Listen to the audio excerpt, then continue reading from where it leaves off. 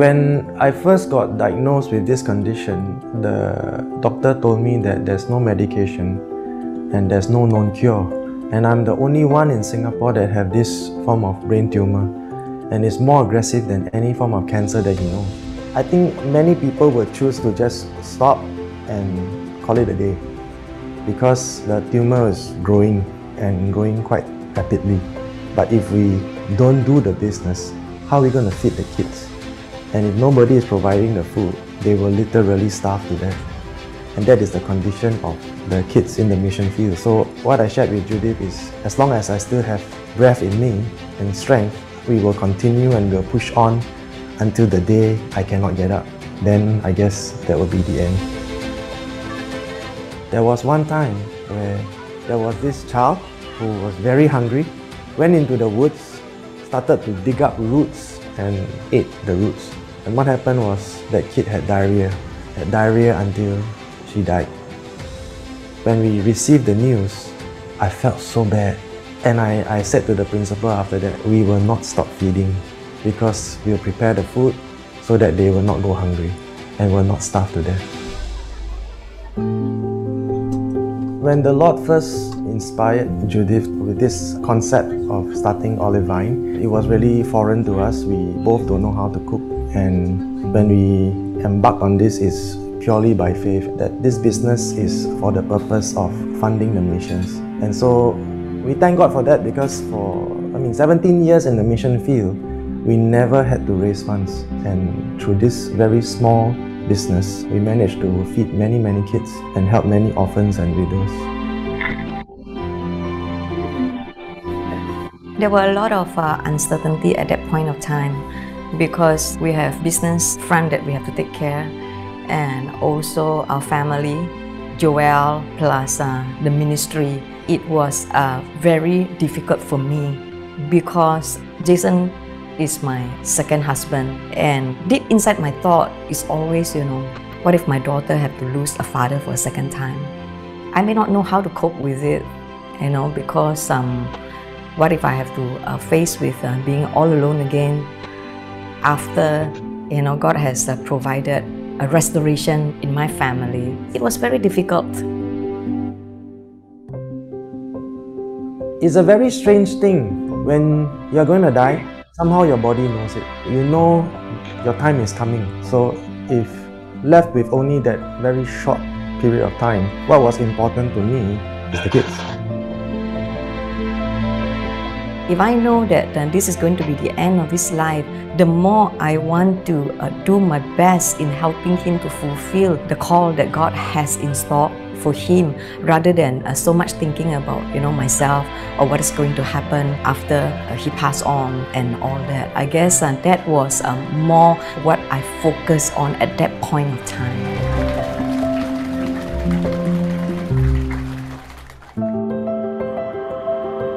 That was already the time where the tumor grew to the size of 2 eggs, and I know my time is really limited. You always try to prepare me to be strong, to be ready, and you always say that, don't blame God if I die. Don't get angry with God. I'll see you in heaven. This is what he always prepare me. I will always tell him, okay, I'll see you in heaven. We will see each other in heaven. So I do not want to cry at home. I do not want him to discover me crying.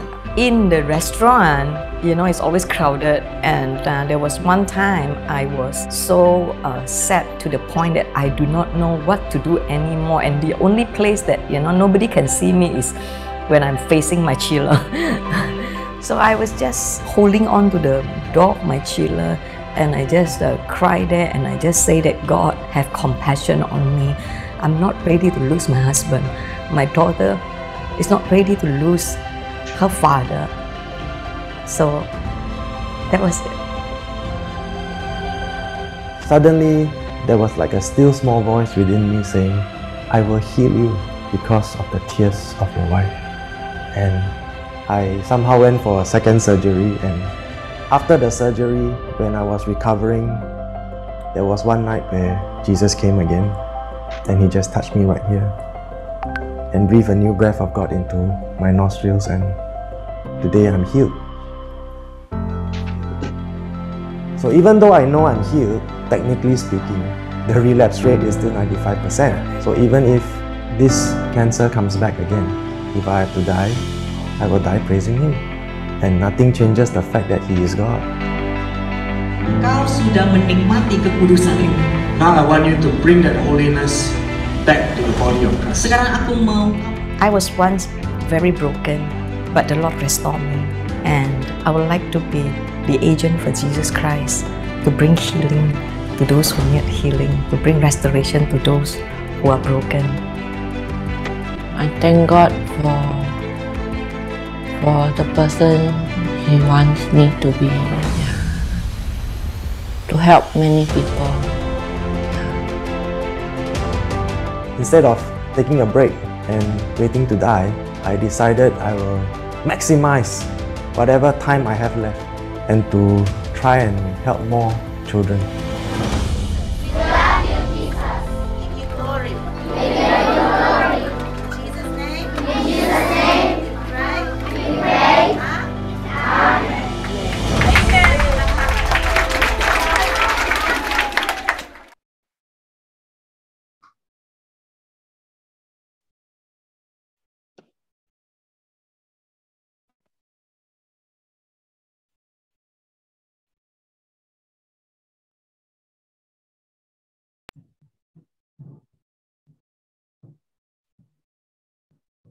Ya, Shalom, selamat siang semuanya.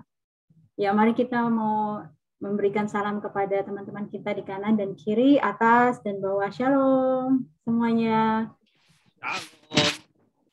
Ya, Shalom. Puji Tuhan pada siang hari ini, ya kita kedatangan tamu dari Restore Global Missions, yaitu Pastor Judith Halim, yang adalah seorang hamba Tuhan, di mana Pastor Judith Halim ini benar-benar mendedikasikan dirinya untuk kemuliaan Tuhan.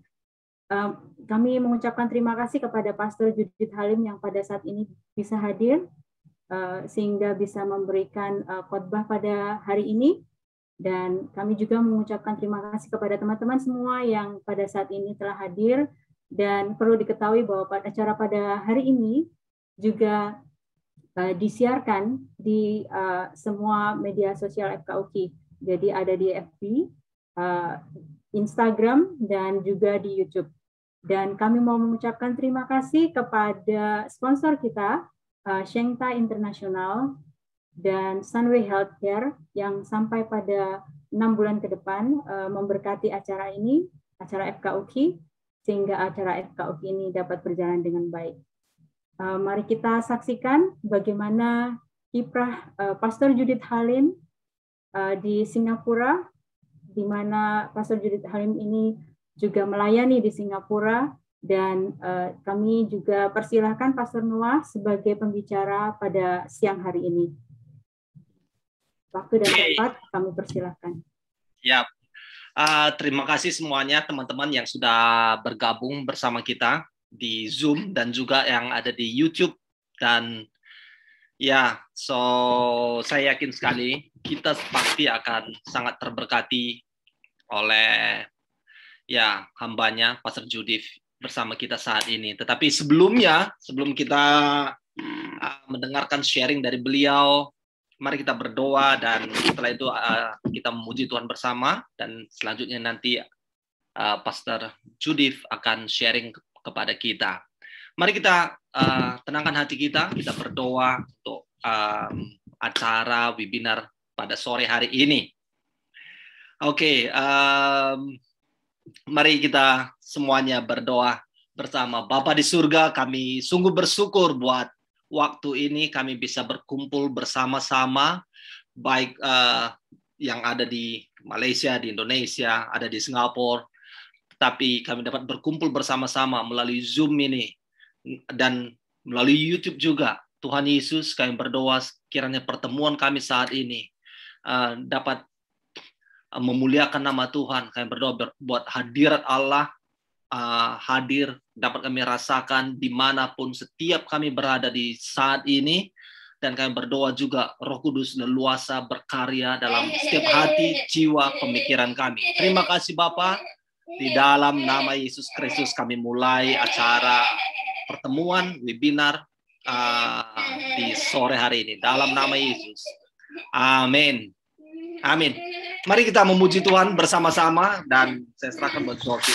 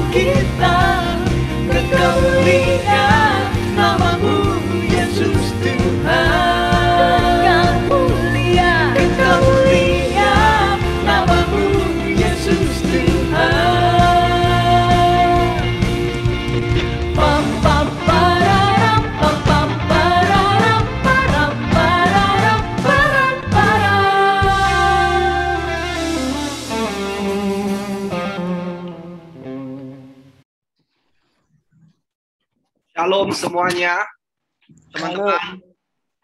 Shalom. Selamat sore. Ya, mungkin sebelum kita ke acara berikutnya, sudah pada makan siang semua kan? Sudah makan siang semua. Puji Tuhan. Oke, biar agak rileks sedikit ya. Gimana makan siang? Apa makan siang kalian tadi? Bisa ketik di chat secret dari makan siang kalian. Oke, come on Busur, makan siang apa Busur? Saya belum makan siang, Pastor. Makan pagi saja baru. Tadi makan mie kari. Masih kenyang. Wah, oke. Jovin, makan siang apa Jovin? Masih sama sayur. Wah, nice. Oke, thank you buat Pastor Judith sudah hadir di sini bersama dengan kita. Kita adalah FKUKI, Forum Komunikasi Umat Kristiani Kuala Lumpur. Jadi kita semuanya ini sebenarnya bergabung dari beberapa different denomination. Ya, jadi kita buat suatu organisasi yang kita sebut dengan Forum Komunikasi Umat Kristiani di Kuala Lumpur. So, please kalau nanti kapanpun ke Kuala Lumpur, beritahu kita, ya kita akan bawa makan dan please sempatkan waktu untuk bisa pelayanan secara fisik ya kan. Ya, Petrus mau ngomong, mau beritahu sesuatu. Siapakah Pastor Judith Halim ya kan? Apa yang saya dengar, aku dengarkan YouTube dari Pastor Judith juga kesaksian dia, siapakah dia dan satu hal yang sangat surprise, kita berasal dari kota yang sama. Saya juga berasal dari Medan, Pastor. Ya, anak Medan. Bukan Bible study, cuma dengar. Ya, Pastor Judith berasal dari Medan dan dia berangkat ke Singapura bersama ya suami pertama waktu itu di usia 21 dan tetapi merasa diabaikan di Singapura ya dan akhirnya dan di sana Pastor Judith juga sedang mengandung ya Pastor. Dan dengan kondisi yang ditinggalkan, mengandung, dan dia sempat memang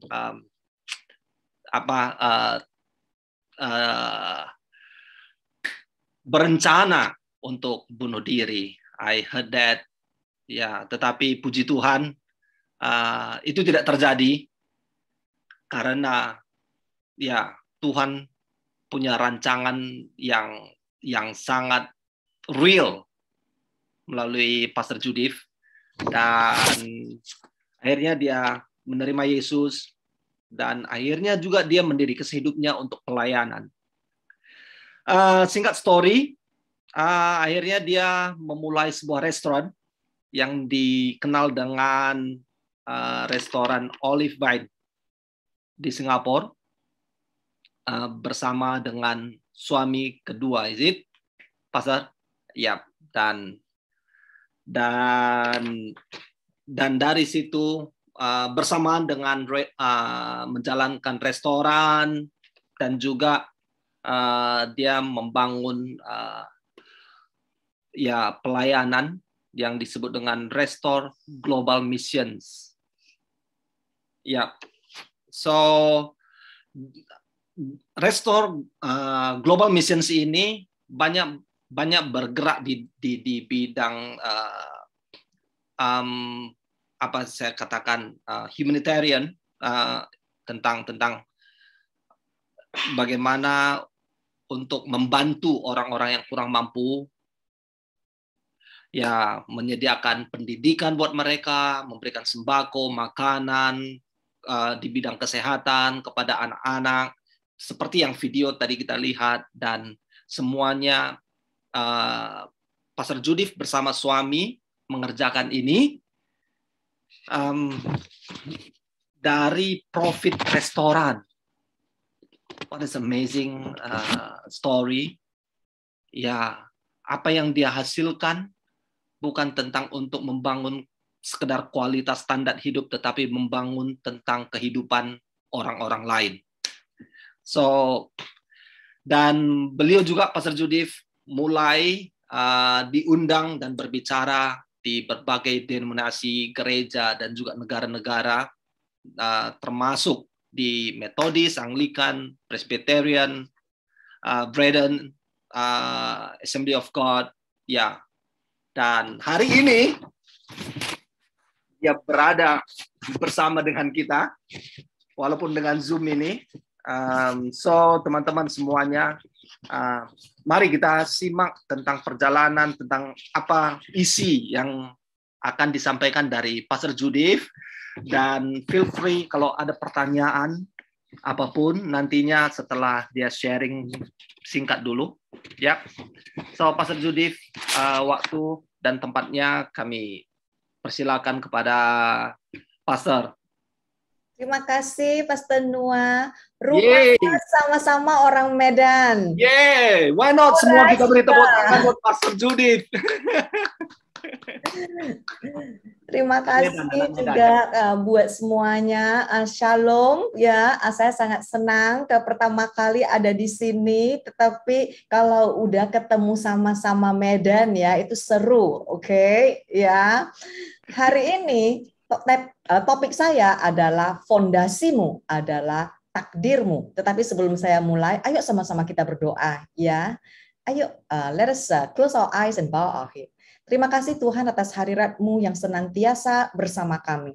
Di mana ada hadirat-Mu, di situ ada kemenangan. Di mana ada hadirat-Mu, di situ ada kesembuhan. Dan satu-satunya yang kami inginkan siang hari ini ya Tuhan, biar setiap kami mengenal-Mu lebih lagi. Sebab firman-Mu berkata, barang siapa yang mengenal Engkau, mereka akan menjadi kuat dan sanggup melakukan hal-hal yang luar biasa dan ajaib. Itulah satu-satunya keinginan hati kami ya Tuhan, biar setiap kami mengenal Engkau lebih lagi. Urapi setiap kami, biar Roh Kudus-Mu terus bekerja di tengah-tengah kami untuk memulihkan, untuk menyembuhkan, dan untuk merubah kami, sehingga hidup kami adalah hidup yang berkemenangan. Dan di dalam nama Tuhan Yesus yang begitu luar biasa dan dahsyat, sama-sama yang percaya kami katakan, amin. Amin. Oke, fondasimu adalah takdirmu. Ayo sama-sama kita baca di Matius pasal 7 ayat 24 sampai Matius pasal 7 ayat 27. Kalau bisa tolong ditayangkan slide saya yang pertama, Matius pasal 7 ayat 24. Setiap orang yang mendengar perkataanku ini dan melakukannya, ia sama dengan orang yang berhikmat, yang memandang jauh, yang praktis dan bijaksana, yang mendirikan rumahnya di atas batu. Saudara ada lihat garis besar yang biru? Ada ya? Oke, sama-sama kita baca yang garis biru ya. 1, 2, 3. Perkataanku ini dan melakukannya. Oke, apa yang akan terjadi? Matius pasal 7 ayat 25. Kemudian turunlah hujan dan datanglah banjir. Lalu angin melanda rumah itu, tetapi rumah itu tidak rubuh sebab didirikan di atas batu. Ayo sama-sama kita lanjut Matius pasal 7 ayat 26.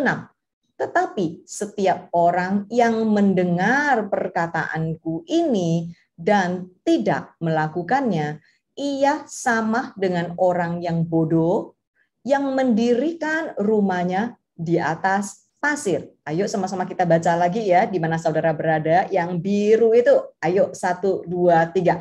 Mendengar perkataanku ini dan tidak melakukannya. Apa yang terjadi? Matius pasal 7 ayat 27. Kemudian turunlah hujan dan datanglah banjir. Lalu angin melanda rumah itu sehingga rubuhlah rumah itu dan hebatlah keruntuhannya. Saudara, kita bisa melihat ada dua rumah, oke, fondasi yang sedang dibahas di firman yang satu ini. Jikalau saudara melihat dua rumah ini sama-sama mengalami hal yang sama, tidak berbeda. Apa sih maksud saya? Di sini dikatakan angin melanda rumah itu. Ya, hujan datang, banjir datang. Oke. Tetapi yang satu yang berdiri di atas batu itu berdiri kokoh, tidak goyah. Sedangkan yang satu lagi yang berdiri di atas pasir, firman Tuhan mencatat, rubuhlah rumah itu dan hebatlah keruntuhan itu. Perbedaannya di mana sih?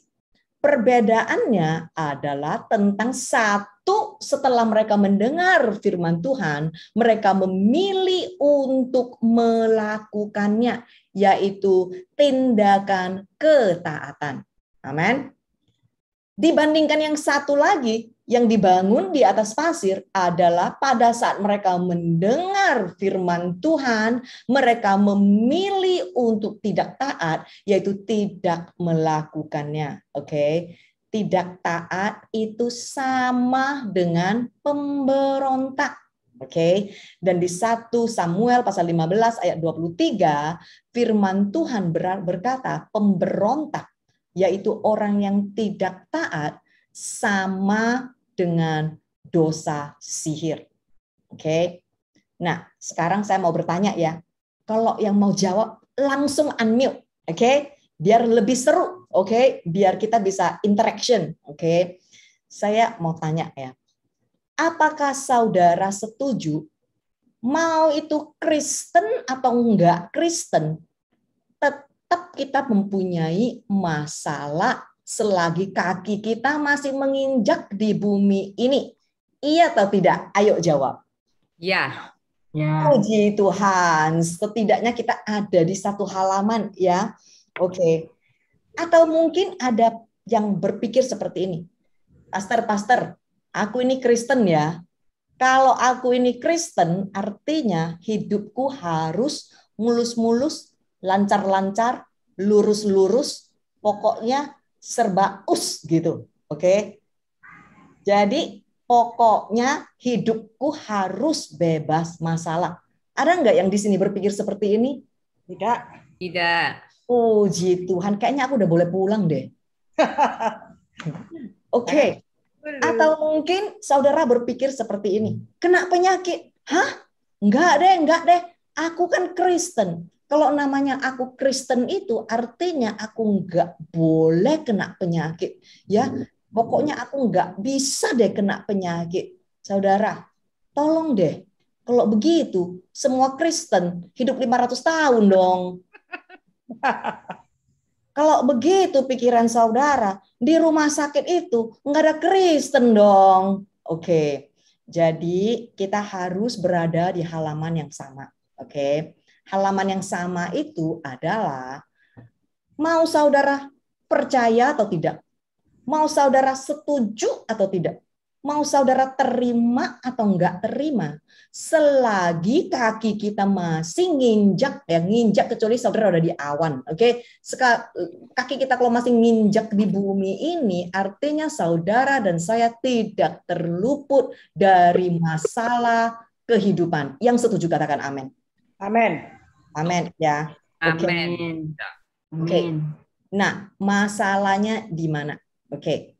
Firman Tuhan menjanjikan seperti ini.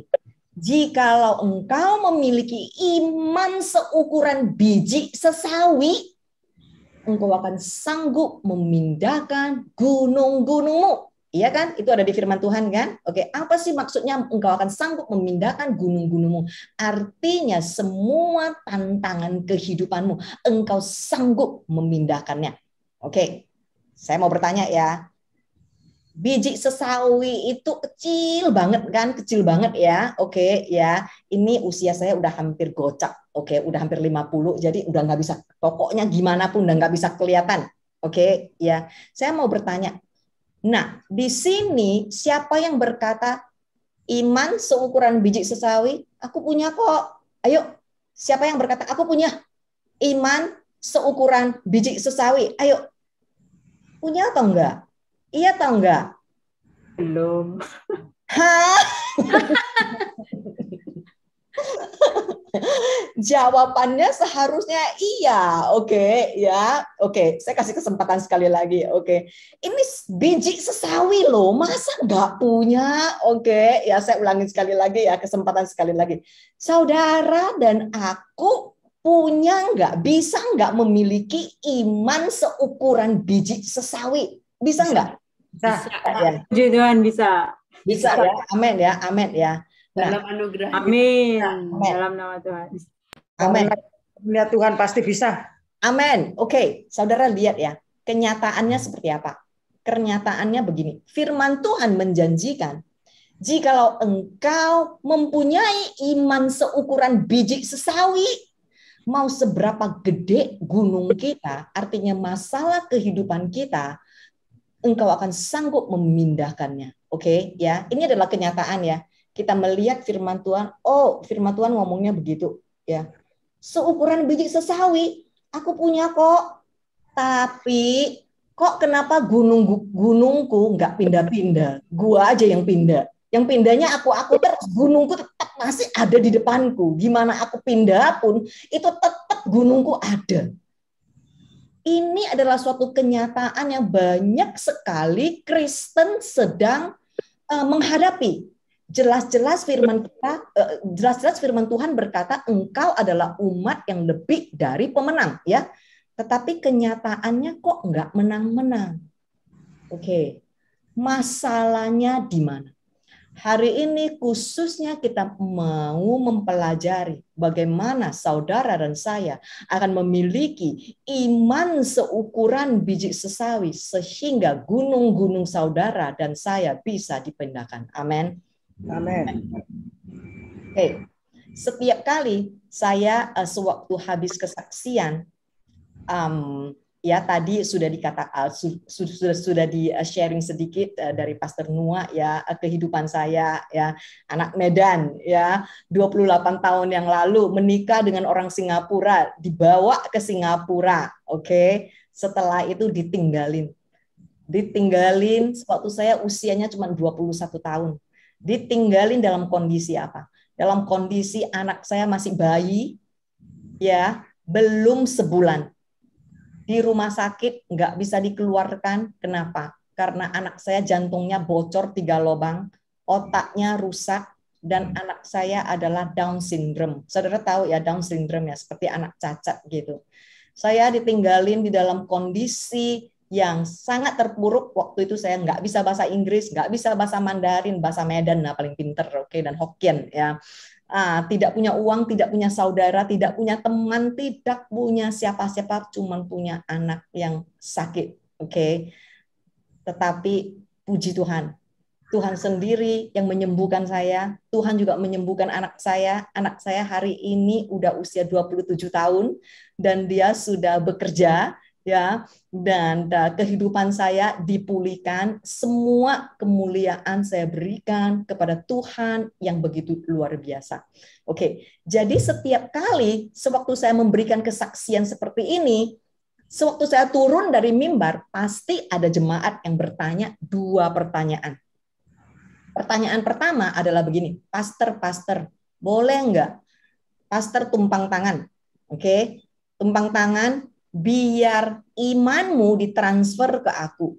Biar aku bisa dapatkan imanmu sehingga aku sanggup memindahkan gunung-gunungku. Ya, jadi intinya mau minta imannya dikuatkan ya. Jadi suruh aku tumpang tangan, doain. Oke. Saudara mau tahu jawabanku enggak? Mau tahu jawabanku? Ya, pasti.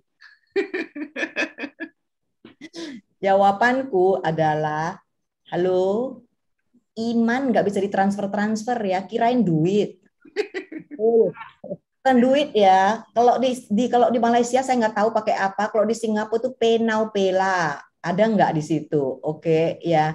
Iman itu bukan duit, bukan rekening, nggak bisa ditransfer. Oke, nanti kita akan cari tahu bagaimana kita akan mendapatkan iman yang kuat. Oke, ya. Pertanyaan yang kedua adalah begini. Bagaimana aku akan mendapatkan iman sama dengan imanmu sehingga aku akan keluar dari setiap masalahku. Saudara hari ini mau belajar tentang iman?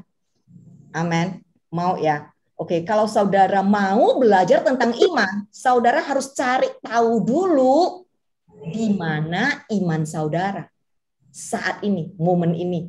Oke. Jadi iman saudara harus diukur dulu. Oke. Ada takaran ya. Oke, ada satu barometer yang bisa mengukur di mana iman kita sekarang. Saudara mau nggak menguji iman saudara, mau nggak? Mau ya? Oke. Mau begini ya. Nanti bukan sekarang ya. Nanti sewaktu saya tayangkan ayat berikutnya, nanti jangan sekarang. Oke. Nanti sewaktu saya tayangkan ayat berikutnya, saudara akan memiliki 3 reaksi. Oke, tapi tolong jangan angkat tangan ya. Ini untuk saudara tahu sendiri doang, oke? Bercermin doang, oke? Ambil satu takaran, lihat iman saudara ada di mana, oke? Posisinya lagi ada di mana. Sewaktu saudara membaca ayat berikutnya, dan saudara punya respon seperti ini, hah? Kristen rupanya seperti ini, nggak mau deh, nggak salah kali, ini nabi palsu kali. Ini pengajar palsu kali, nggak mau, aku nggak mau. Nah, kalau saudara punya respon seperti ini, artinya saudara masih baik, oke, masih baik ya, Kristen baik. Tapi nggak apa-apa, nggak usah angkat tangan, bilang aku Kristen baik, nggak usah ngaku di depan aku, nanti ngakunya di Pastor Noah aja ya, nggak usah ngaku di depanku, oke. Cuman untuk saudara tahu. Oke, rupanya ini aku masih bayi nih, udah nggak apa-apa, udah saatnya aku bertumbuh ya menjadi lebih dewasa. Nah, kalau respon kedua, saudara setelah membaca ini, saudara punya respon seperti ini. Oh, rupanya Kristen seperti ini ya. Iya, nggak apa-apa deh, nggak apa-apa. Aku mau berjuang, aku mau bertumbuh, aku mau imanku kuat. Oke, jadi sudah saatnya aku berubah. Itu artinya saudara dari bayi mau menuju ke kedewasaan secara rohani. Oke, puji Tuhan. Nah, respon ketiga, pada saat saudara membaca firman ini, kalau tanggapan saudara adalah begini, saudara tahu lagu ini? Asalkan Tuhanku senang, semua ku relakan, namanya dimuliakan. Suka-sukamu Tuhan, suka-sukamu Tuhan, suka-sukamu Tuhan. Ayo sama-sama nyanyi, suka-sukamu Tuhan. Jikalau saudara responnya adalah seperti ini, congratulations, engkau akan memiliki iman yang sanggup memindahkan gunung-gunung. Amin. Amin. So, are you ready? Siapkah iman saudara diuji? Siap nggak? Siap ya? Oke, ayo kalau siap tolong dong tayangkan slide berikutnya.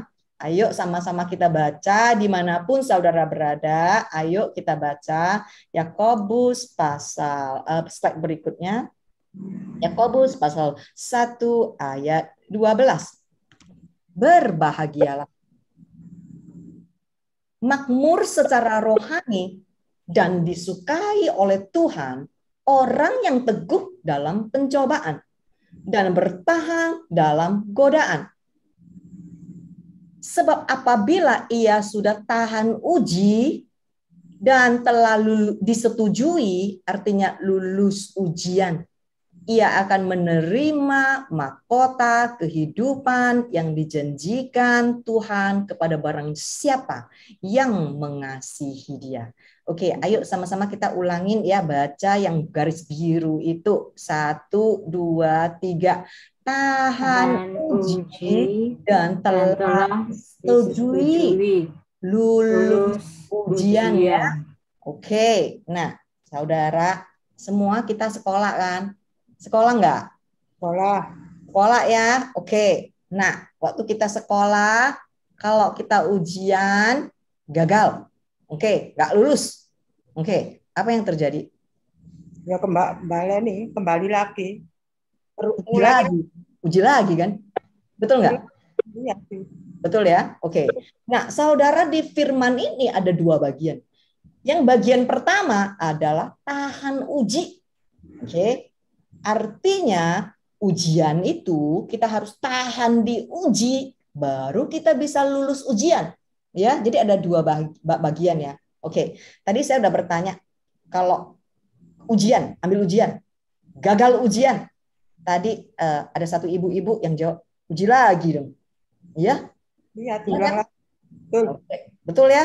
Betul ya? Uji lagi ya. Nanti kalau aku tanya, nanti jawabnya sepakat ya, uji lagi gitu ya. Oke. Saya kasih contoh ya, contoh. Ini kena ekonomi krisis. Kena ekonomi krisis. Tuhan, kenapa Tuhan? Kenapa Tuhan? Kok aku aja tetanggaku kok kayaknya kaya terus kok aku, padahal aku udah rajin ibadah. Aku tidak mau lagi ke gereja. Aku tidak mau lagi ketemu Pastor Noah. Gagal ujian kan? Gagal ujian kan? Apa yang terjadi pada saat gagal ujian? Ayo sama-sama. Mengulang lagi. Diuji itu lagi. Ngomongnya yang semangat dong. Jangan lemot dong. Oke. Apa yang terjadi kalau gagal ujian? Diuji lagi. Uji Tuhan. Nah, begini uji lagi ya. Oke. Ini lagi pandemik ya. Ini pandemi. Oke, contoh kena COVID. Tuhan, kok aku yang kena COVID? Kok Engkau tidak sanggup melindungi aku? Kenapa Tuhan? Kok aku udah rajin ke ibadah, aku udah perpuluhan, aku udah memberikan yang terbaik, kok kenapa aku kena penyakit? Gagal ujian kan? Ya. Apa yang terjadi? Diuji lagi nanti. Ya, bersyukur aja. Tuhan tidak menguji dari kekuatan kita kok. Amin. Oke. Jadi saudara, poinnya apa sih? Gagal uji, uji lagi. Uji lagi. Gagal ujian, uji lagi. Gagal ujian, diuji lagi. Saudara, how long? Mau seberapa lama hidup kita begini-begini terus? Tidak pernah berkemenangan, tidak pernah masuk ke tanah perjanjian yang sudah Tuhan janjikan kepada setiap umatnya sewaktu kaki kita masih nginjak di atas bumi ini. Mau seberapa lama kita goyah terus di dalam posisi semacam ini dan hidup tidak pernah berkemenangan, tidak pernah menjadi garam dan terang bagi dunia.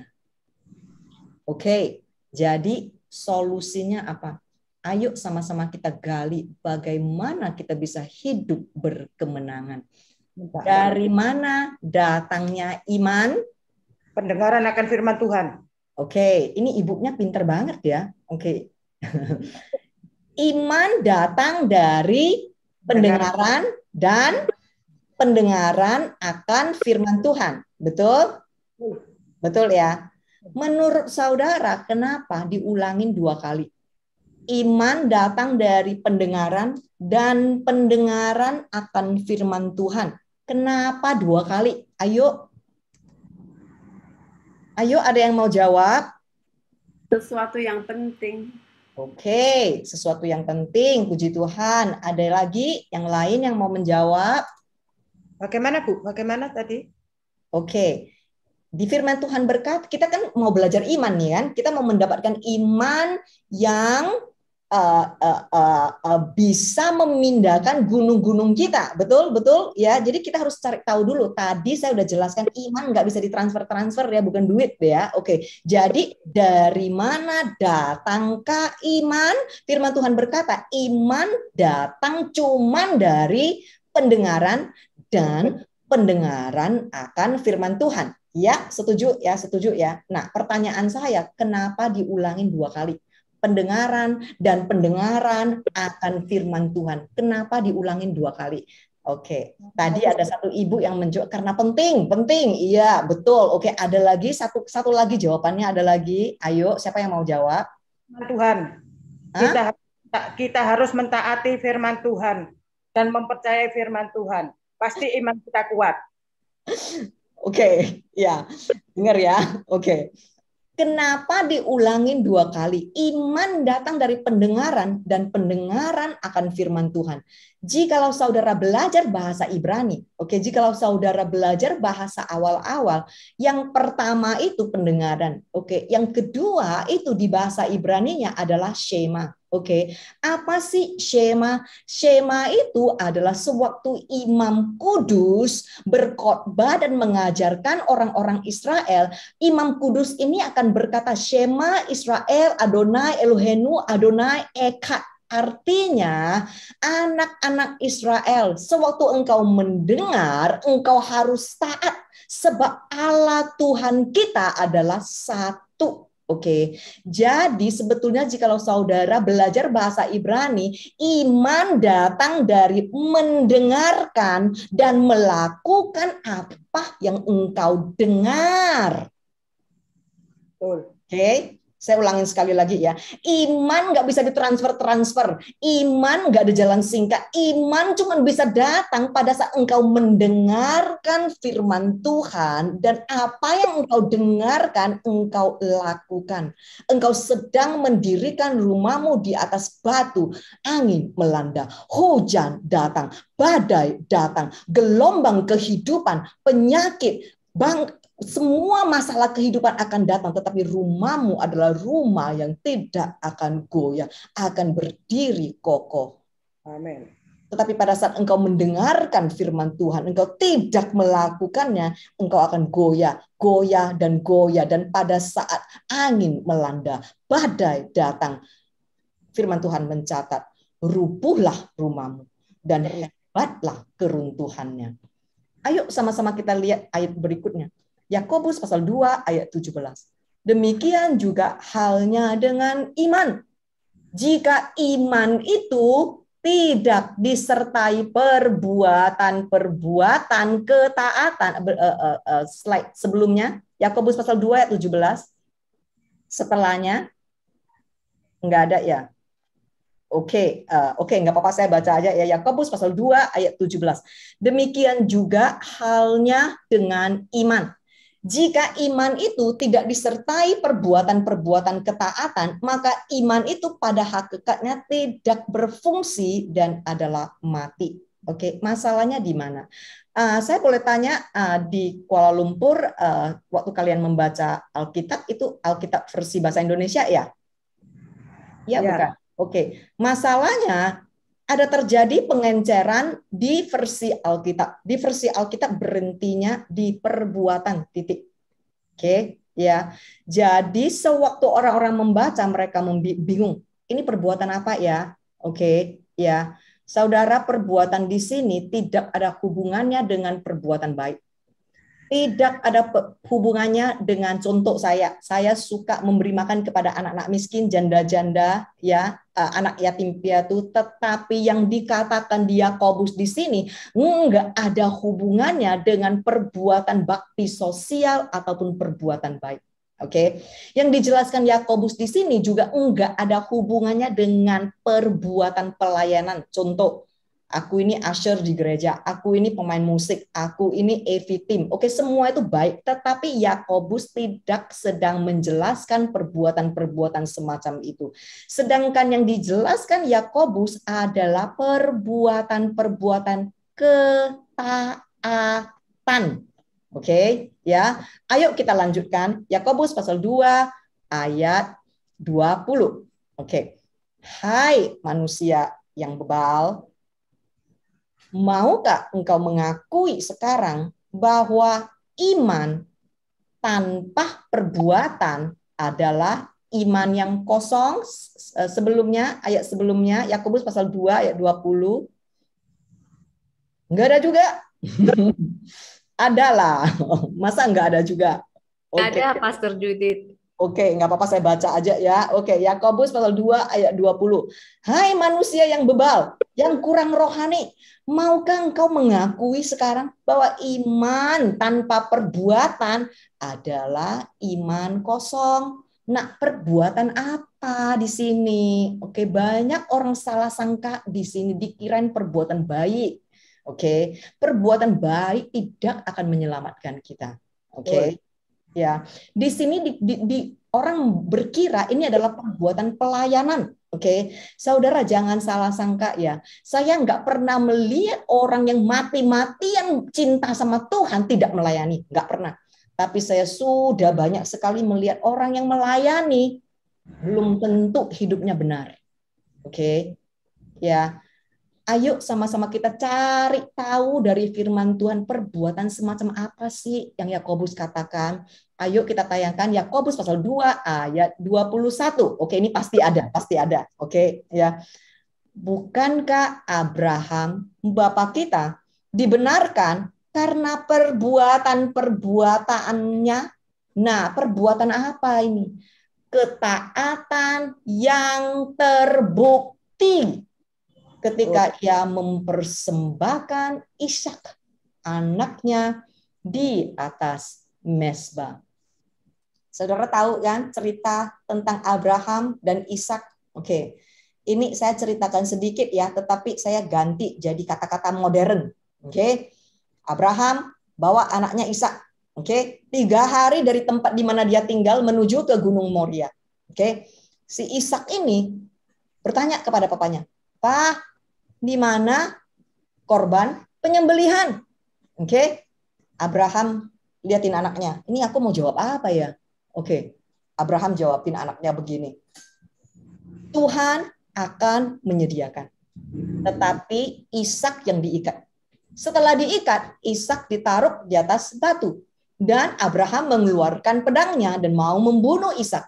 Dan dari sebelah Abraham terdengar ada malaikat Tuhan yang berkata, "Tunggu Abraham sebentar. Tuhan sudah menyediakan." Amin. Amin. Di seluruh Alkitab, pertama kali Tuhan menyatakan, memperkenalkan dirinya kepada manusia sebagai Jehovah Jireh. Tuhan yang menyediakan. Amin. Amin. Saudara, jika saudara baca Jehovah Jireh, oke, terjemahannya adalah Tuhan yang menyediakan, ya. Tetapi jika saudara belajar bahasa Ibrani, Jireh, Ire means the Lord see. Oke. Tuhan melihat. Dan karena dia melihat, dia bertindak. Apa yang Tuhan lihat? Tuhan melihat ketaatan Abraham yang radikal. Oke, saya ucapkan sekali lagi.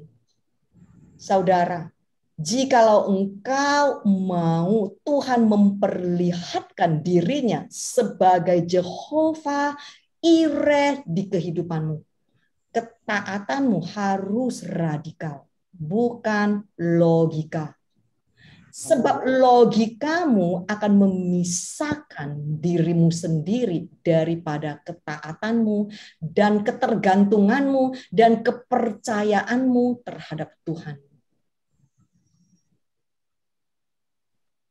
Sama seperti Abraham.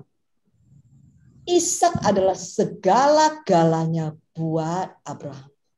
Segala impiannya, segala masa depannya, bisa dikatakan semua keinginannya ada di dalam Ishak. Tetapi sewaktu Tuhan berkata, persembahkanlah Ishakmu. Apa jawab Abraham? Suka-sukamu Tuhan. Inilah Ishakku. Saudara, logikamu akan menentang pengenalan atas Allah. Sebab logikamu akan menipumu. logikamu akan menjauhkan engkau dari ketergantunganmu kepada Tuhan. Oleh karena itu, ketaatanmu harus radikal. Amin. Amin. Amin. Ayo sama-sama kita lanjutkan lagi. Yakobus pasal 2 ayat 22. Kamu lihat bahwa iman bekerja sama dengan perbuatan-perbuatan ketaatan. Dan oleh perbuatan-perbuatan ketaatan itu, imanmu mencapai tingkat tertinggi dan efek tersempurna. Saudara, jika engkau tidak menangkap semua, tangkaplah yang satu ini. Sebab yang satu ini akan membuatmu sanggup memindahkan gunung-gunung. Apa sih yang sedang dikatakan firman ini? Firman Tuhan ini berkata, jikalau imanmu disertai bekerja sama dengan ketaatanmu, imanmu ini akan mencapai tingkat tertinggi dan efek tersempurna. Wow. Oke, saya kasih contoh ya. Contoh. Sewaktu engkau mendengar Tuhan berkata, jangan khawatir. Oke. Engkau berkata, iya, aku tidak mau lagi khawatir. Apapun yang aku lakukan, aku akan percaya kepada Tuhan. Jadi percaya ini bukan cuma sekedar di bibir ya.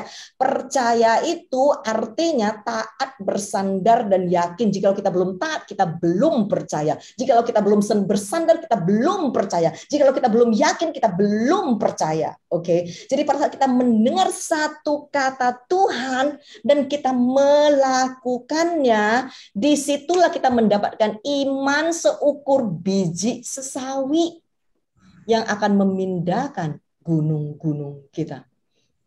Setelah itu kita mendengar lagi, kita melakukan lagi, kita mendengarkan lagi, kita melakukan lagi. Makanya firman Tuhan berkata, dari iman ke iman sehingga itu mencapai kemuliaan demi kemuliaan. Singkat, firman Tuhan berkata seperti ini, jikalau engkau mendengarkan firman Tuhan dan melakukannya, engkau akan sanggup memindahkan gunung-gunung. Bukankah firman Tuhan begitu luar biasa, saudara? Amin. Masalah terbesar di mana? Kristen cuma mendengar. Masuk di sini, nggak tahu keluar di mana. Ada yang keluar di sini, ada yang keluar dari sini. Oke, ya. Itu masalahnya. Ya. Ada yang masuk setengah. Oke. Ada yang masuk tetapi tidak pernah melakukan. Masalah terbesar. The disconnection happen here. Kenapa Kristen tidak berkemenangan? Karena kadang mendengar, kadang tidak mau mendengar. Kadang yang mendengar pun tidak mau melakukannya. Tetapi puji Tuhan, nggak ada yang di sini kan? Nggak ada yang di FKUKI. Nggak ada kan? Di sini semua adalah anak-anak yang sewaktu mendengar, mau taat secara radikal untuk melakukannya. Amin. Amin ya.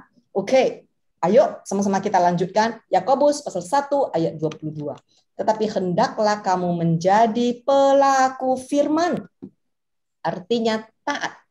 Dan bukan hanya pendengar saja, menyesatkan dirimu sendiri. Sebab jika tidak demikian, kamu menipu diri sendiri dari kebenaran. Tuh. Saudara, sebetulnya sangat gampang. Slide berikutnya. Sangat sederhana. Pada saat kita mendengar firman Tuhan dan kita melakukannya, kita sedang membangun rumah kita di atas batu. Apapun yang terjadi. Mau seberat tantangan apapun yang melanda, engkau tidak akan tergoyah. Amin. Dibandingkan jikalau engkau mendengarkan firman Tuhan dan engkau tidak melakukannya, engkau tidak taat. Firman Tuhan mencatat, rubuhlah rumahmu dan hebatlah keruntuhannya. Saya mau tutup dengan satu cerita ini. Saya rasa semua orang pasti tahu cerita Rahab ya.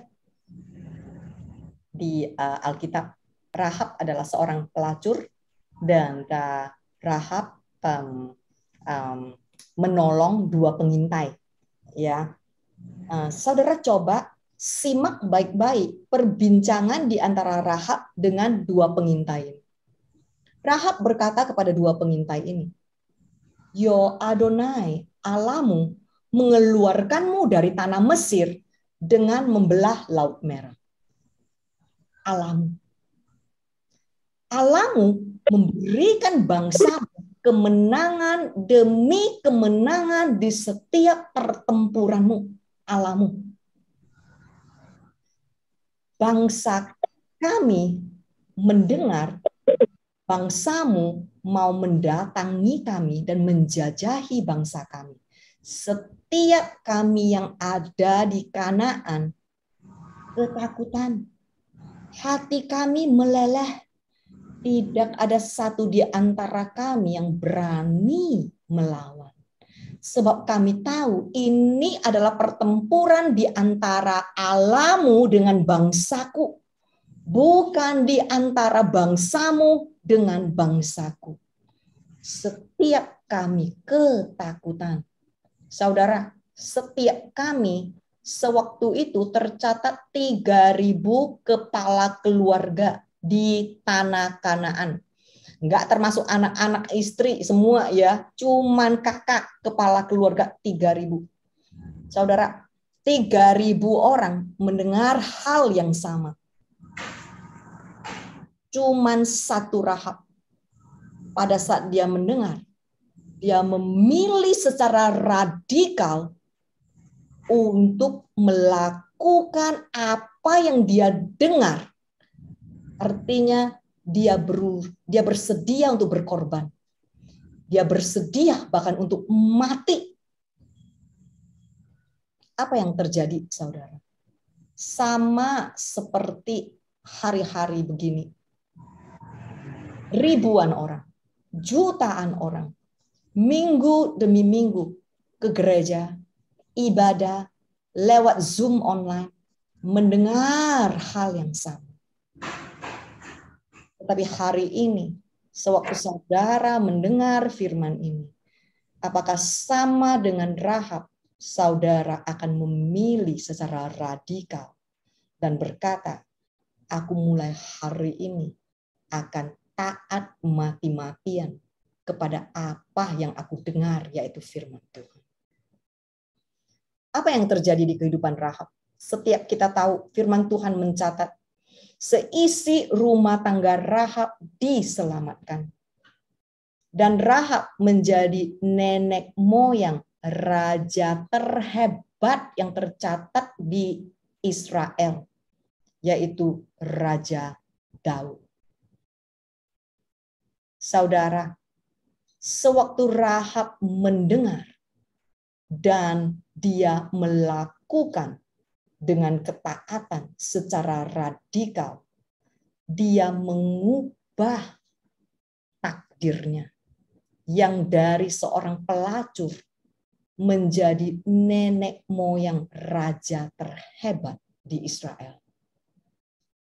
When Rahab changed her foundation, she changed her destiny. Dan hari ini, saudara, pada saat engkau mendengar, will you choose to switch your foundation? Dari yang dibangun di atas pasir, berubah, dibangun di atas batu. Because when you switch your foundation, you change your destiny. Amin. Ayo sama-sama kita berdoa. Ini adalah momennya di antara saudara dengan Tuhan. Jikalau hari ini saudara mendengar firman Tuhan dan berkata seperti ini, Tuhan, mulai hari ini aku akan berjuang untuk merubah fondasiku. Aku mau lebih lagi mengenalmu. Aku mau lebih lagi taat kepadamu. Aku tidak mau lagi main-main. Aku tidak punya waktu lagi. Ini adalah akhir zaman. Dan aku tahu pada saat aku merubah fondasiku, aku sedang merubah takdirku. Jikalau ini adalah kerinduan hatimu, di mana engkau berada, cukup taruh tanganmu di dadamu sebagai tanda kepada Tuhan. Dan saya akan mendoakan saudara. Terima kasih Tuhan. Terima kasih Tuhan. Engkau lihat setiap anak-anakmu, putra-putrimu, yang menaruh tangan mereka di dada mereka sebagai suatu lambang kepadamu, sebagai suatu tanda kepadamu. Tuhan, kami mau bertumbuh. Kami mau lebih mengenalmu, sehingga kami akan menjadi umat-Mu yang kuat, umat-Mu yang lebih dari pemenang, sehingga kami akan sanggup melakukan hal-hal yang luar biasa dan ajaib. Biar terjadi pertukaran ilahi di tempat ini, di mana yang lemah dikuatkan, di mana yang sedang mencari jawaban menemukannya, di mana yang sedang sakit sembuh, dan di mana yang sedang memerlukan Engkau, menemukan Engkau. Iya Tuhan, pulihkan anak-anak-Mu, pulihkan dan sembuhkan, baik itu jasmani, rohani, pemikiran, jiwa, perasaan, dan hati kami. Penuhi setiap umat-Mu dengan Roh Kudus-Mu yang lebih lagi. Dan buat setiap kami berkata, kami mau taat secara radikal. Kami mau berjuang untuk hidup benar, hidup di dalam ketaatan dan kekudusan bersama-Mu. Terima kasih Tuhan, kami menerima kesembuhan-Mu. Kami menerima pemulihan-Mu. Dan di dalam nama Tuhan Yesus yang begitu luar biasa dan dahsyat, sama-sama yang menerima kami katakan, amen. Thank you very much. God bless you. Saya serahkan kepada host. Amin, amin. Thank you, Pastor. Wah, so mari.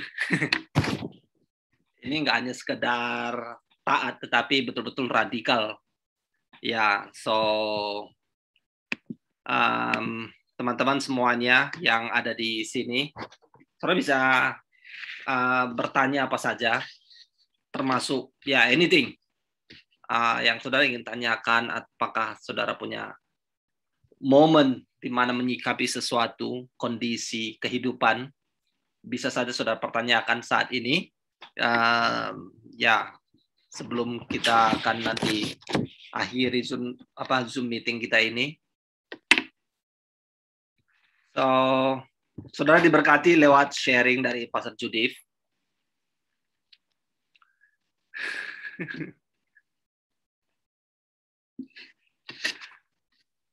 Ya.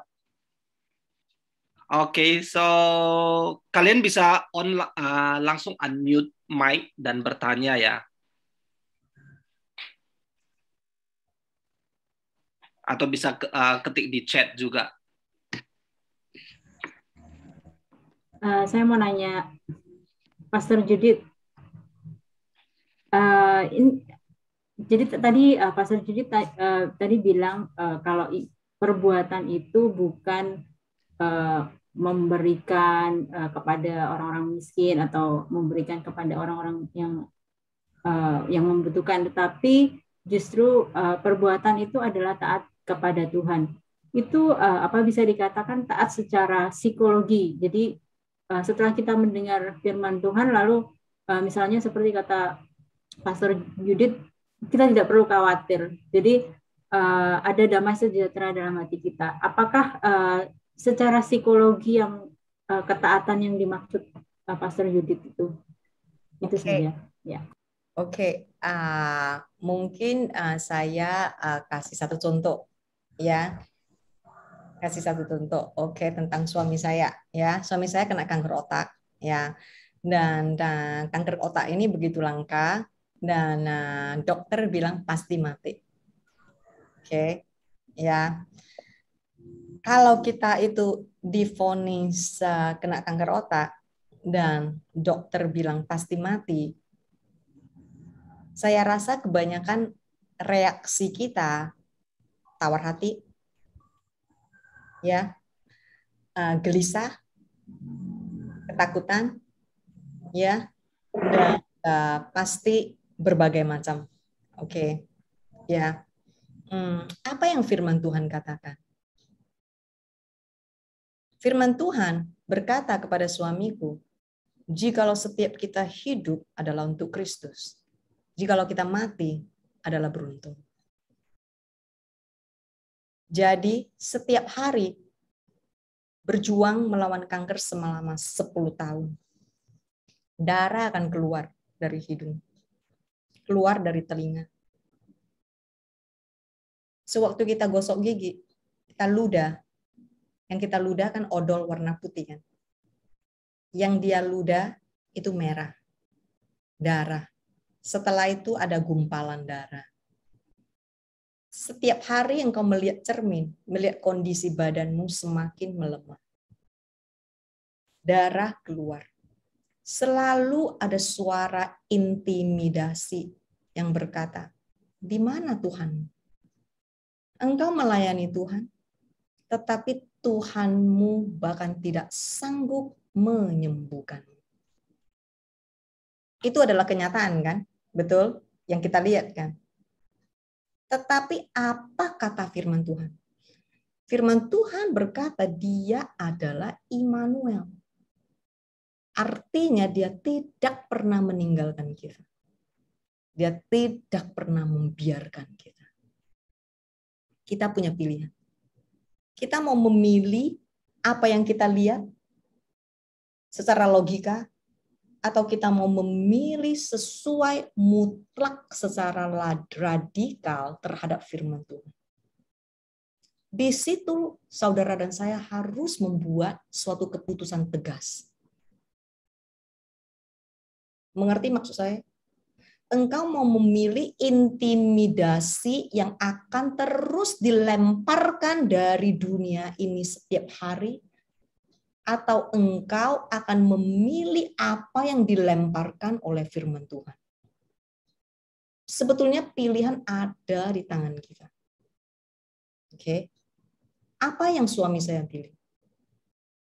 Suami saya memilih seperti ini. Dia akan menghapus darah di hidungnya. Dan dia akan berkata, engkau tanya aku di mana Tuhanku? Sini aku katakan di mana Tuhanku. Tuhanku ada bersamaku. Namanya adalah Immanuel. Dan janjinya adalah dia tidak pernah meninggalkanku. Dia tidak pernah membiarkanku. Disinilah Tuhanku. Roh kematian, di manakah sengatmu? Lihat, engkau tidak sanggup menyentuh aku.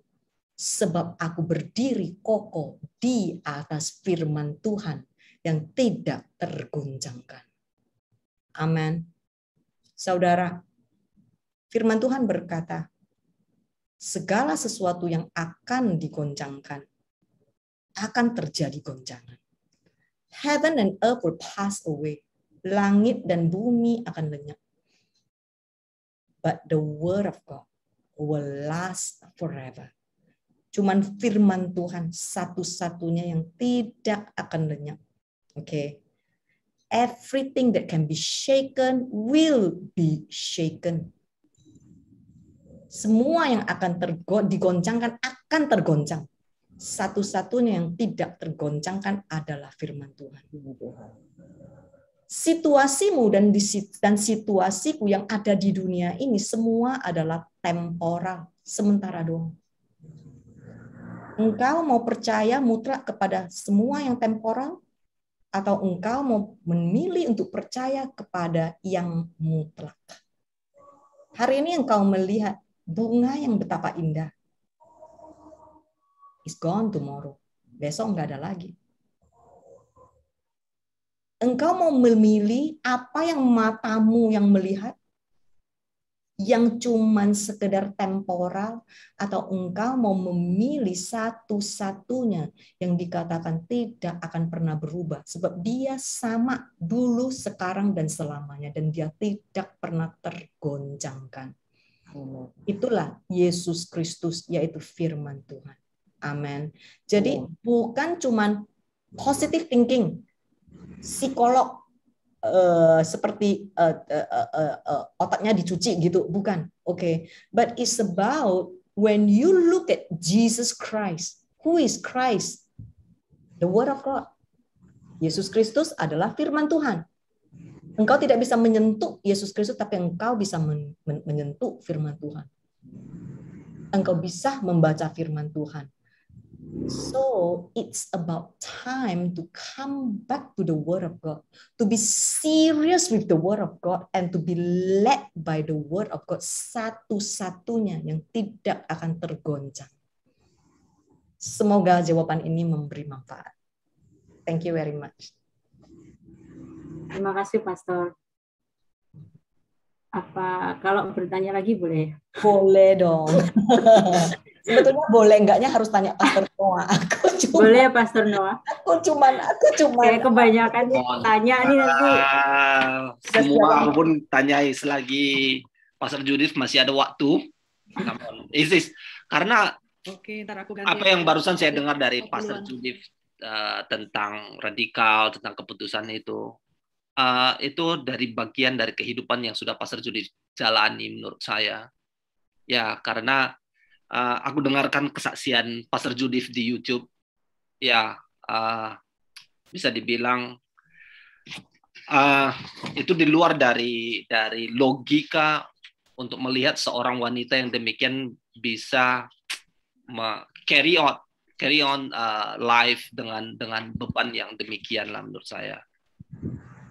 Ya, tapi ya, so bisa saya katakan Pastor Judith kesaksian hidup dari apa yang barusan tentang betul-betul dipimpin oleh firman. Oke. Patricia, Ken, come on. Boleh ya, oke. Terima kasih. Iya, saya mau nanya lagi nih. Jadi tadi itu katanya ada kalau tidak lulus level, jadi balik lagi ke tidak lulus level. Jadi dalam arti mungkin dalam tanda kutip kita menderita lagi gitu. Apakah penderitaan itu selalu dikatakan bahwa kita itu tidak lulus level? Oke. Saya bukan Tuhan ya. Saya nggak bisa memberi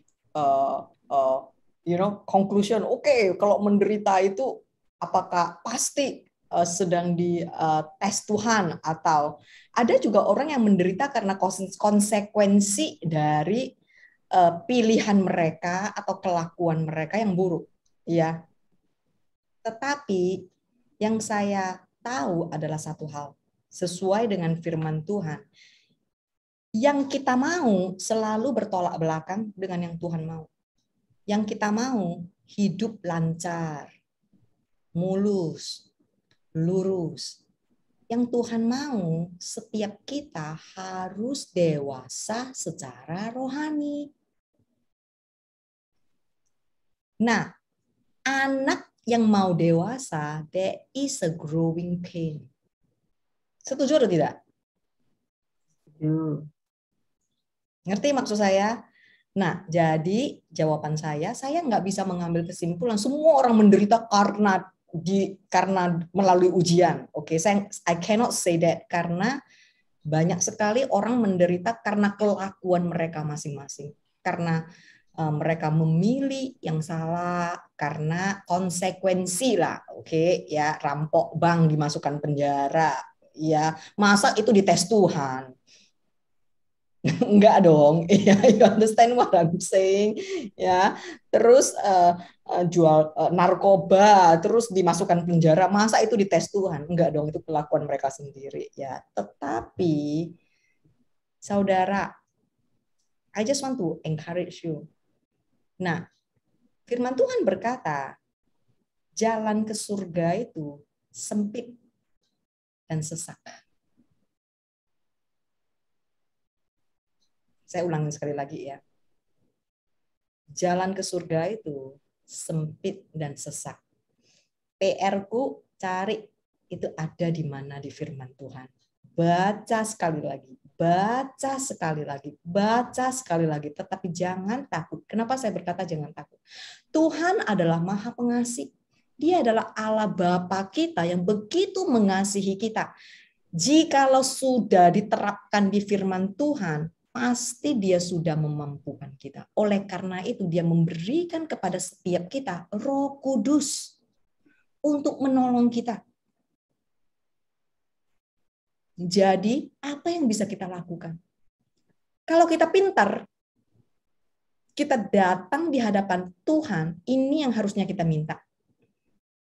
Tuhan, beri aku kekuatan untuk hidup benar. Beri aku kekuatan untuk mampu taat kepada. Amin.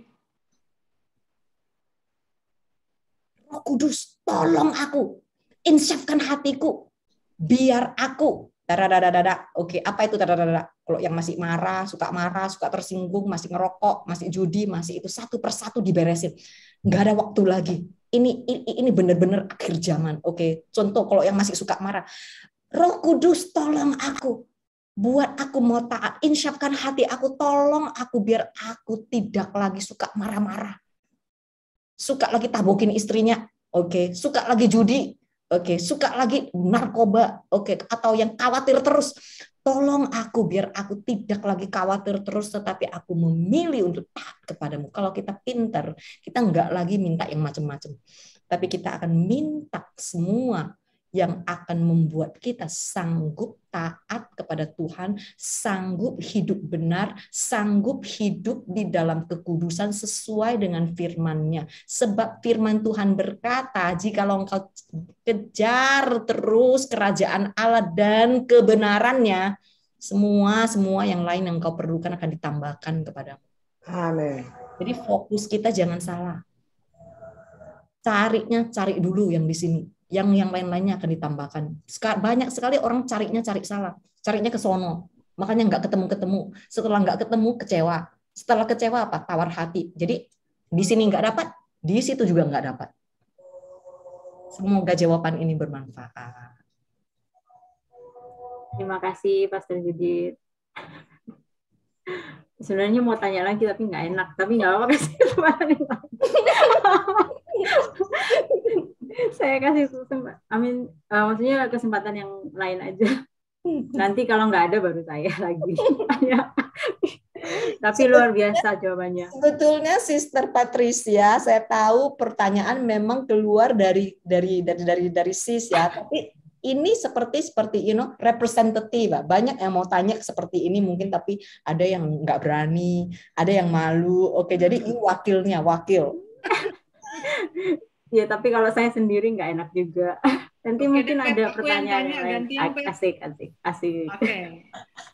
Ini halo, Shalom Pastor Judith. Shalom Sister Joyce. Yes. Sorry terlambat gabung, but still setia. Oke, saya mau tanya. Radical ya. Being radical is not so easy just like that. Be radical, ya enggak? Dan seperti tadi Pastor Judith mencerita tentang suami ya, gosok gigi, kumur-kumur, keluar merah.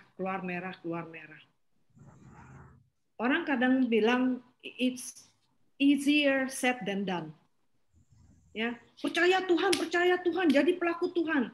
Itu bagi orang yang bukannya selalu ya, kita hanya bisa, mungkin teman, saudara, atau apa, istri, hanya bisa ini, tapi masih ada tapi nih, dalam hati pasti kita ada namanya ketakutan dan segala macam yang pernah saya share selama ini.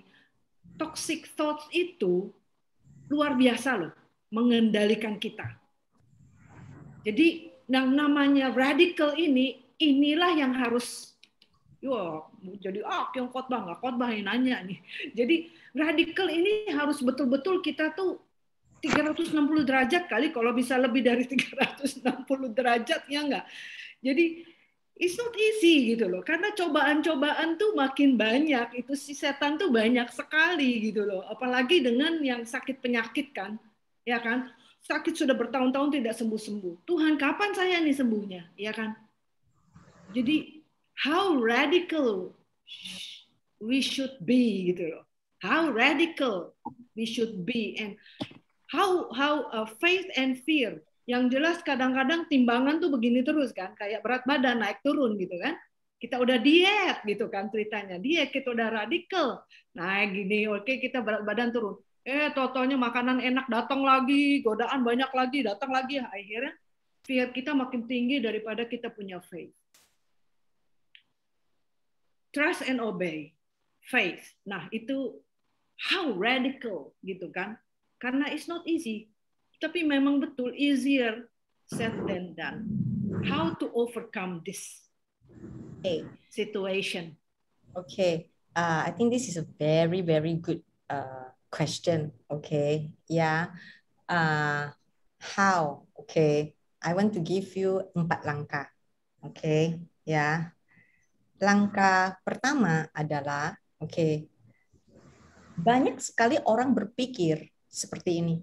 Kalau aku nggak khawatir, aku nggak hidup loh. Karena secara manusiawi, begitu kita bangun, ada aja yang kita khawatirin kan. Nanti khawatir pekerjaan, pelayanan, anak, suami, bisnis, pokoknya ada aja, pokoknya ada aja. Kalau nggak khawatir itu artinya nggak hidup, betul? Ya. Tetapi jelas-jelas firman Tuhan berkata, jangan khawatir, dan 365 kali diulangin di seluruh Alkitab. Jangan khawatir, kenapa? 365 kali.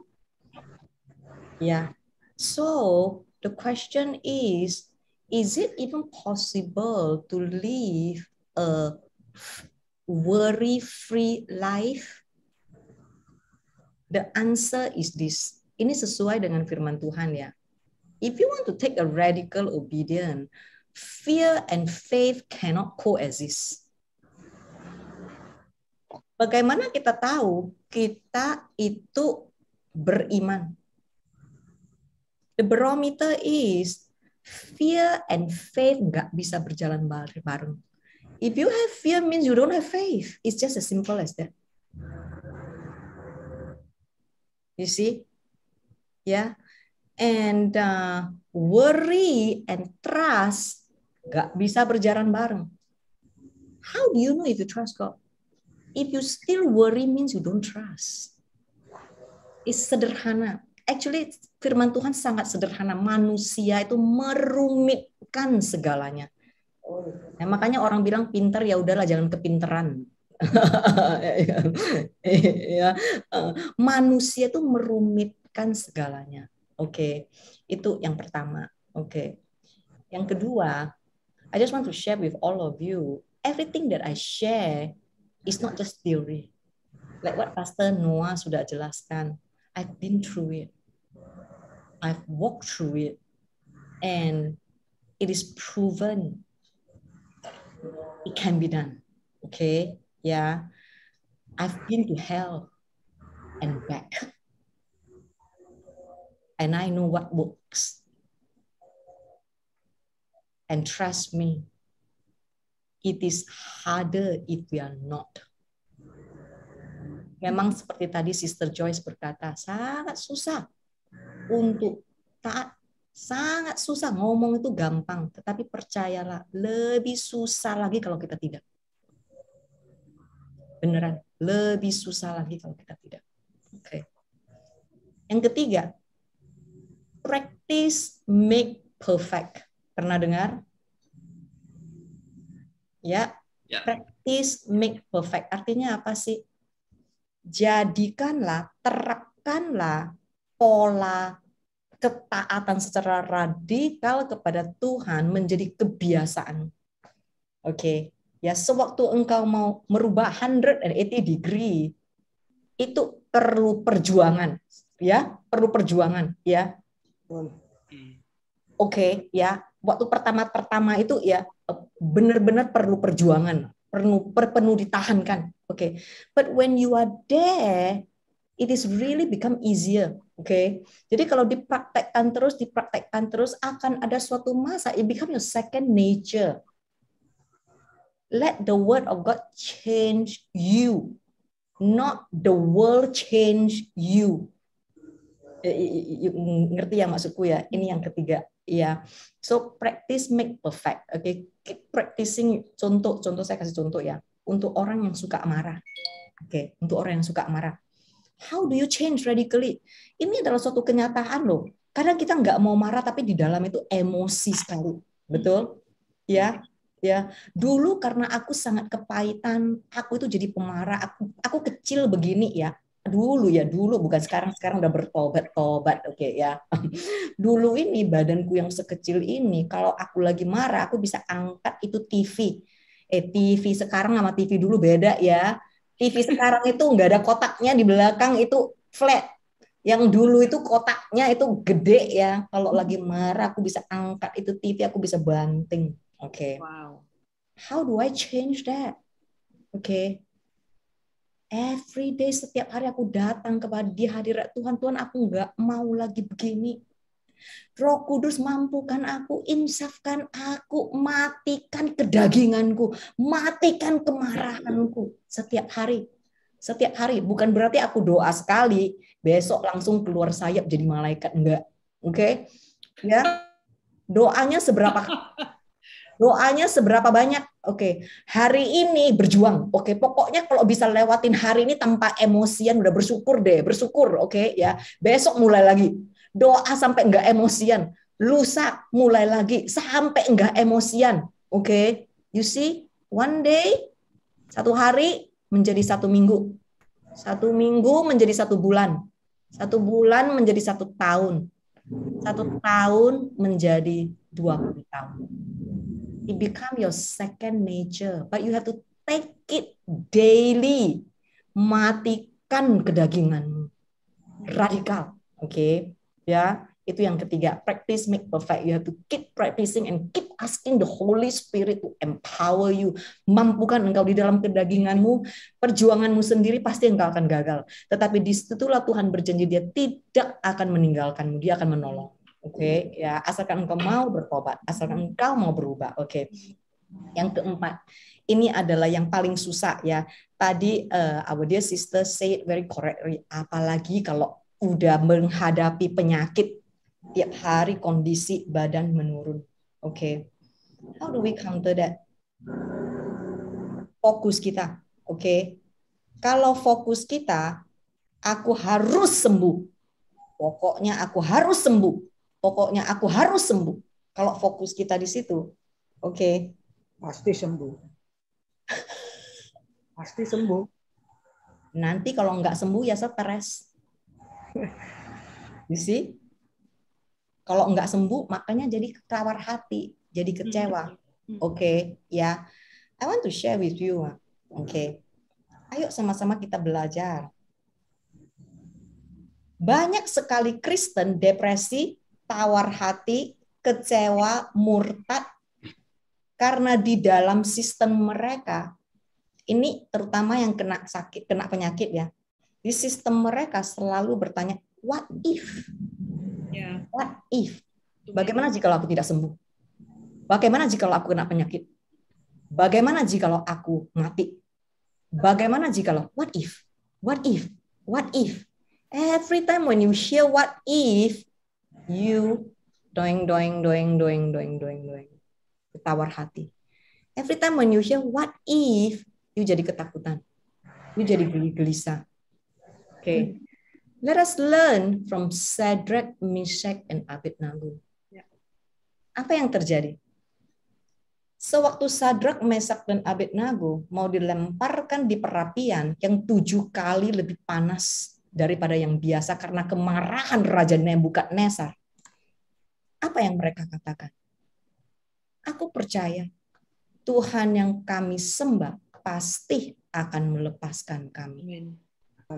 Tetapi bahkan seandainya dia tidak. You see that?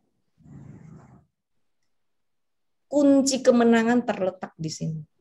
If you know how to change your what if to become even if, di situ engkau menang. Sama seperti suami saya. Even if I have to die. Aku sudah memilih dengan tegas mati menyembah Tuhanku. Amin.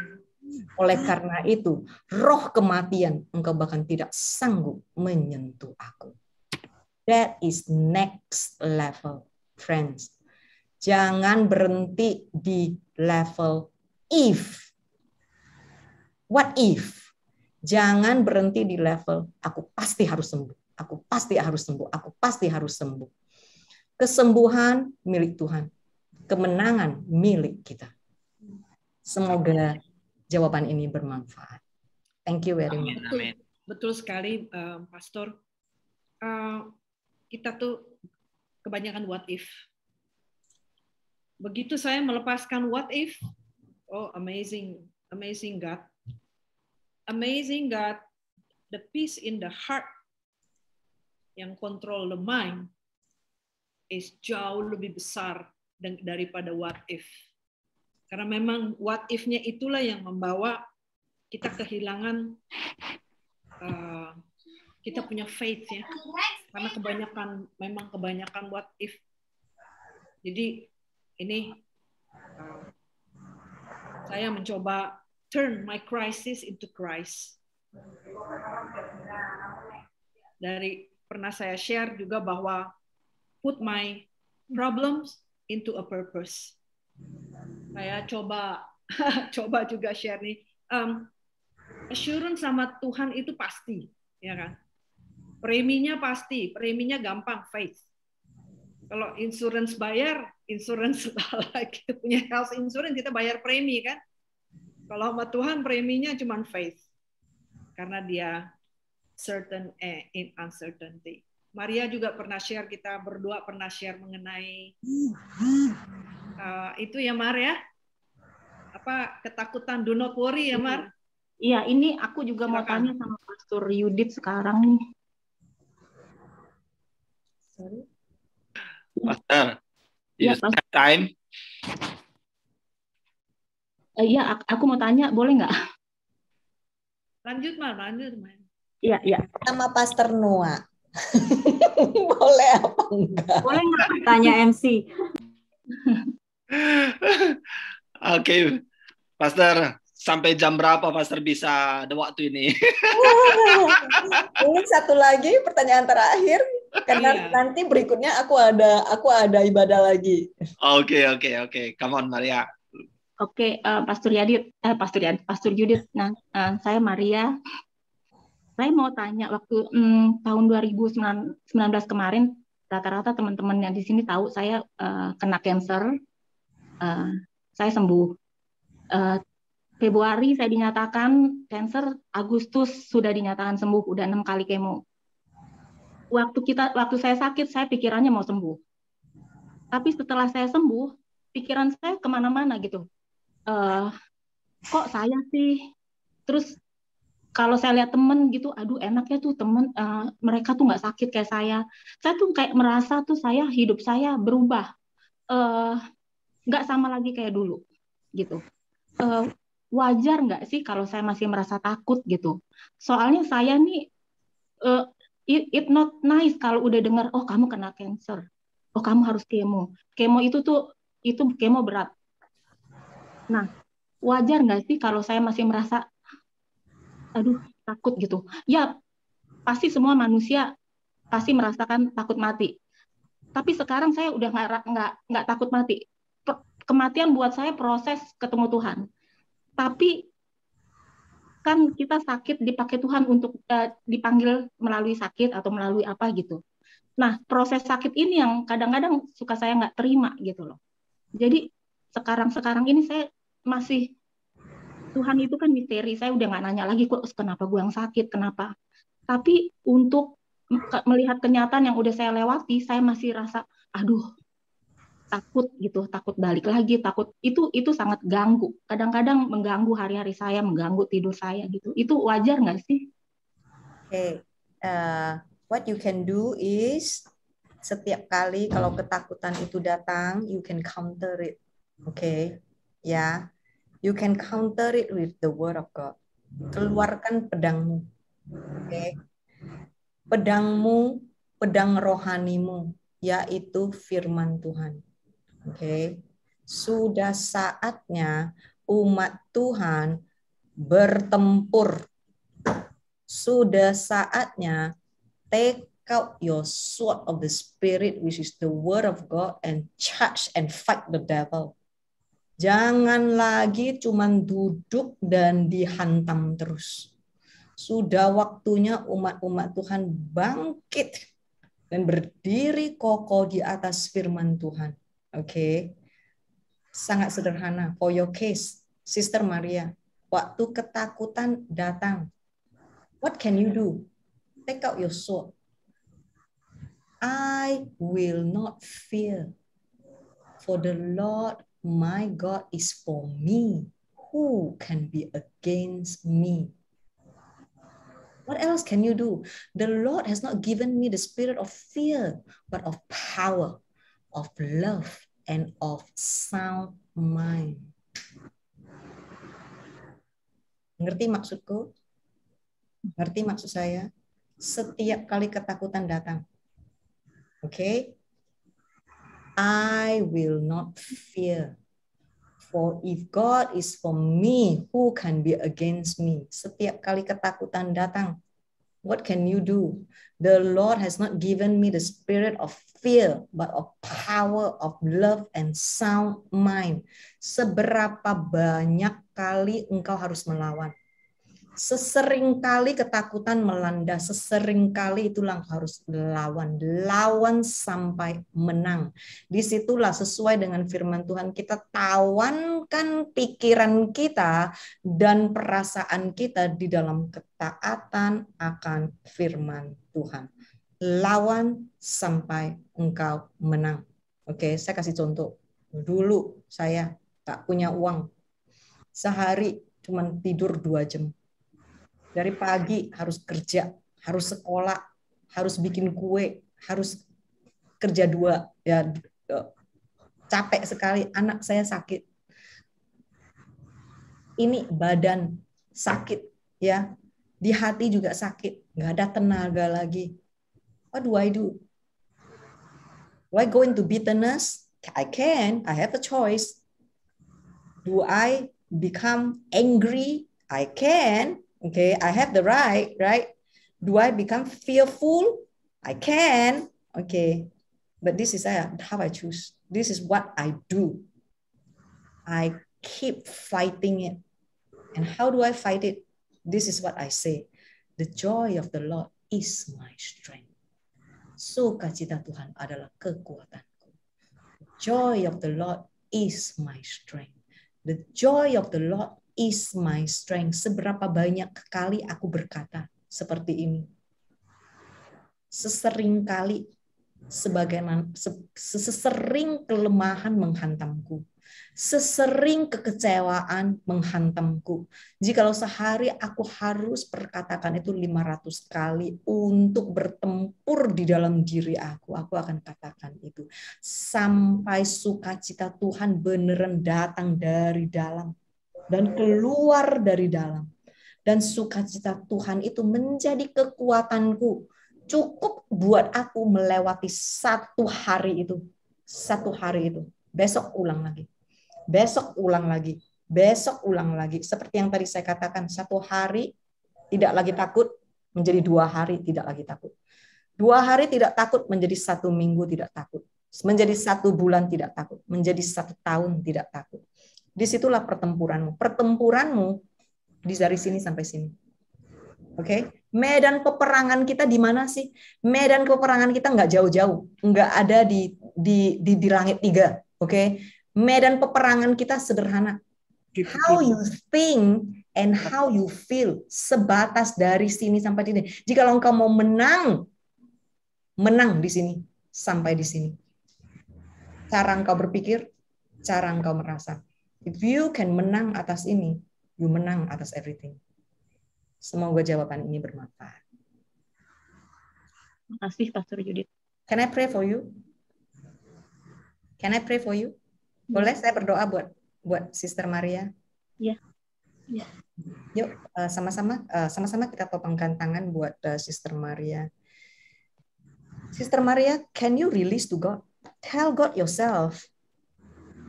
Engkau tidak mau lagi takut. Engkau mau memilih untuk percaya. Engkau mengaku dulu kepada Tuhan. Nanti saya akan doain. Oke? Boleh? Bilang sekarang. Ya. Ayo. Tuhan, saya nggak mau takut lagi. Saya nggak mau berpikiran yang enggak. Saya nggak mau entertain ketakutan saya. Saya nggak mau percaya sama ketakutan saya. Saya mau sukacita. Amin. Terima kasih Tuhan.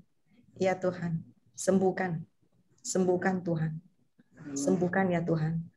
Hati, pikiran, jasmani, dan rohani. Sebab Engkau sudah mati di kayu salib, tidak memberikan setiap kami roh ketakutan, tetapi kuasa, kasih, dan pengendalian diri. Terima kasih Tuhan, sembuhkan Maria. Sembuhkan. Jasmani, rohani, hati, dan pemikiran. Semua penipuan disingkirkan di dalam nama Tuhan Yesus. Semua bisikan-bisikan dari iblis dipatahkan di dalam nama Tuhan Yesus. Sebab Maria adalah anak Tuhan. Maria adalah putri kesayangan Tuhan. Maria dibasuh oleh darah Yesus. Iya, Maria adalah bait Tuhan. Oleh karena itu roh penipuan, engkau harus pergi. Kuasamu tidak boleh berdiam di diri Maria. Terima kasih Tuhan. Lepaskan semua belenggu-belenggu dari yang si jahat. Sembuh hatimu. Sembuh di pikiran. Jangan takut. Jangan lagi engkau takut. Tuhan bersama. Terima kasih Tuhan. Dan di dalam nama Tuhan Yesus kami sudah berdoa dan mengucap syukur. Amin. Terima kasih Pastor Yudit. Amin. Berjuang terus, oke? Setiap hari pasti engkau akan menang. Amin. Okay. Thank you. Over to you, host. Terima kasih Pastor Judith. Saya personal sangat terberkati dari apa yang Pastor Judith sharingkan, termasuk dengan semua jawaban-jawaban dari pertanyaan-pertanyaan yang kita tanyakan. Dan this life sebagai siapa kita kan gitu ya. So mari kita hidupi bahwa kita ini adalah ya anak Tuhan dan hidup sebagai anak Tuhan, itu intinya kan gitu ya. So thank you semuanya. Tapi sebelum kita akhiri Zoom ini, why not saya mengajak kita bisa on kamera untuk kita foto bersama, Ken. Ya, yang bisa on kamera sebelum kita akhiri mari kita foto bersama, oke? Ready? Semua ready? Oke. Ready? Supaya ya. Oke, kita boleh lihat ke kamera. Saya foto dari sini, saya screen capture. 1, 2, 3.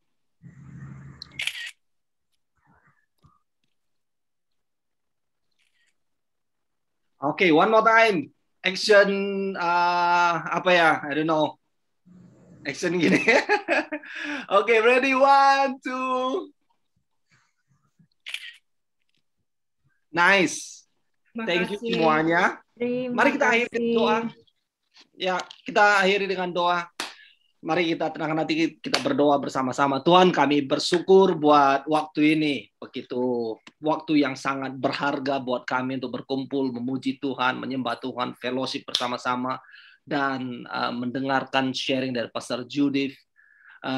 Dan kami sungguh bersyukur, tidak hanya sekedar dikuatkan, tapi kami berdoa buat semuanya, setiap kami ada di di meeting ini Tuhan Yesus akan really ready untuk hidup di dalam iman, dan tidak hanya sekedar iman belaka, tetapi iman yang radikal, yang selalu bersandar kepada perkataan-perkataan firman Tuhan, taat dan melakukan firman Tuhan. Terima kasih Tuhan, kami berdoa buat Pastor Judith, berkati kehidupan beliau, termasuk usaha beliau, Tuhan, bersama seluruh keluarga. Tuhan Yesus, kiranya kasih karunia, kemurahan Tuhan selalu melimpah buat Pastor Judith, termasuk dalam pelayanan dan usahanya. Dan kami mau berdoa Tuhan, sehingga melalui kehidupan Pastor Judith ini, lebih banyak lagi orang akan merasakan kasih Yesus, akan bertemu dengan Yesus, akan menjalani hidup yang penuh iman. Terima kasih Tuhan Yesus buat hamba-Mu ini, telah Tuhan panggil dan menjalankan panggilan Kristus dan menjadi berkat buat banyak orang. Terima kasih Bapak, sebentar lagi kami mau bubar dari Zoom meeting ini, tetapi kami berdoa kiranya kasih dan kuasa-Mu tetap tercurah, melimpah dalam hidup setiap pribadi. Dan sahabatku semuanya, mari arahkan hatimu kepada Bapa di surga. Mari arahkan hatimu dan angkat tanganmu, terima berkat dari Tuhan, bahwa Tuhan memberkati engkau dan melindungi engkau. Tuhan menyinari engkau dengan wajahnya dan memberi engkau kasih karunia. Tuhan menghadapkan wajahnya kepadamu dan memberi engkau damai sejahtera. Di dalam nama Allah Bapa, di dalam nama Allah Anak, di dalam nama Allah Roh Kudus, di dalam nama Tuhan Yesus Kristus Tuhan kita, yang percaya semua berkata, amin. Amin. Amin. Terima kasih Pastor Judith. Terima kasih Pastor Judith. Thank you, Terima sister. kasih. Terima kasih banyak Pastor Judith. Tuhan memberkati. Thank you so much, Pastor Judith. Thank you, Pastor. Remember, kapanpun ke KL, please let us know. Oke. Ya. Thank you. Dan harus sediakan waktu untuk kita, Ken. Okay, Patricia, anything else? Oh ya, ada apa? Ada lagu penutup atau sudah ya? Atau bagaimana? Yeah, I think this good. Sudah ya? Yeah. Oke. Facebooknya bisa off lah, Pat. Alright, oke. Terima kasih semuanya. Terima kasih Pastor Judith. Tuhan Yesus memberkati. Ya. Pastor Judith, Pastor Noah, thank you. Pastor Noah, terima kasih banyak. Sama-sama. Terima kasih semuanya.